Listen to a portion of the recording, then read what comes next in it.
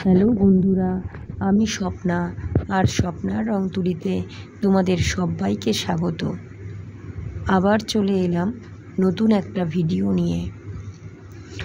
এখানে এই যে সিঁড়িটা দেখছো, এটা আমাদের বাড়ির পাশেই বাবুদের বাড়ির সিঁড়ি।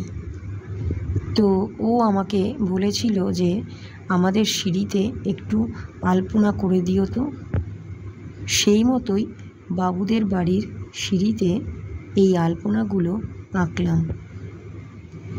তো আলপনার এই ভিডিওটা তোমাদের যদি ভালো লাগে প্লিজ লাইক করো। আর এই আলপনার মাঝে মাঝে লাল রং দেব, সেই ভিডিওটা তোমরা পার্ট 2-তে দেখতে পাবে। তো লাল রঙের ছাড়া সাদা রঙের এই আলপনাটা তোমাদের কেমন লাগলো প্লিজ কমেন্ট করো আর ভিডিওটা শেয়ার করে দিও যাতে সবাই দেখতে পায়। যদি এই ভিডিওটা ইউটিউব থেকে দেখো তাহলে প্লিজ সাবস্ক্রাইব করে দিও, আর যদি ফেসবুক থেকে দেখো তাহলে প্লিজ পেজটিকে ফলো করো।